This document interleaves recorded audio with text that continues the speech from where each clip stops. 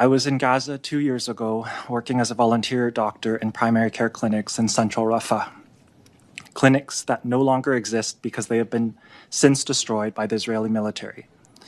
When genocide is the objective, healthcare becomes a target.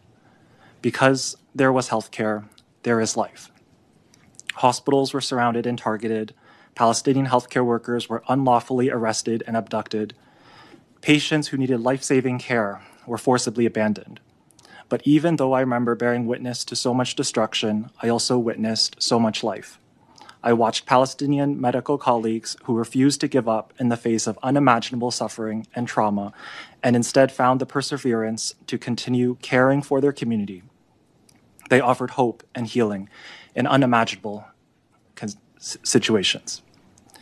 In a world that has allowed genocide to happen, the international solidarity movement for Palestine refuses to watch idly by. Instead, the Canadian Boat to Gaza team commits to direct action work that materially challenges the illegal blockade on the Gaza Strip that has existed for almost 20 years now. People of conscience from all over the world have sailed to bring food, aid, and medical supplies to the Palestinian people in Gaza for almost 2 decades, when governments around the world have not only failed to do so, but have actively supported Israel in maintaining an unlawful blockade on Gaza as collective punishment. The Israeli occupation has robbed Palestinian children of peaceful childhood. Children who learn to differentiate the sounds of F-35 bomb explosions, drone strikes, or artillery and gunshot fire.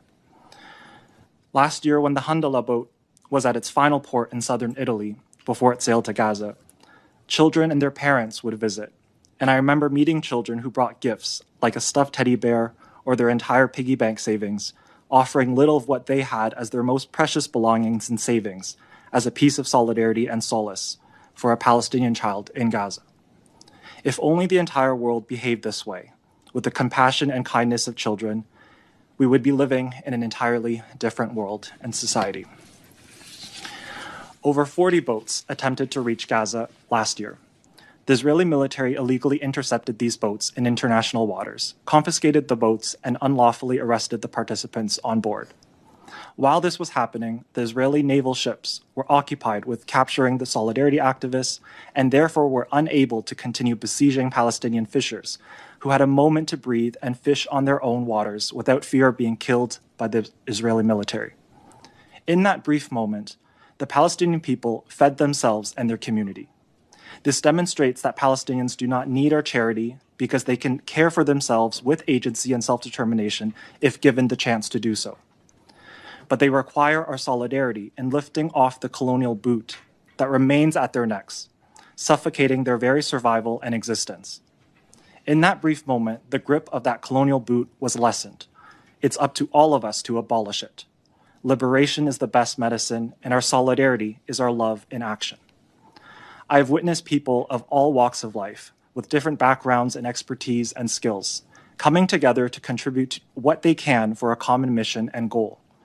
At the center of our collective memory and inspiration remains the Palestinian right to self-determination, existence, and return to their traditional homelands.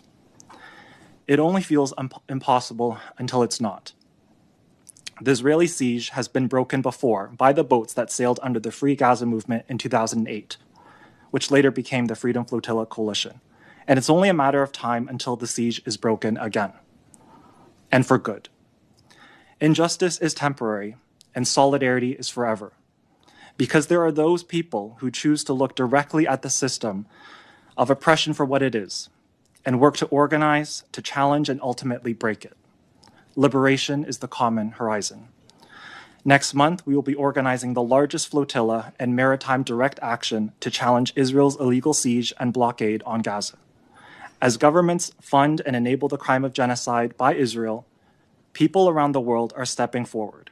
When governments fail, we sail.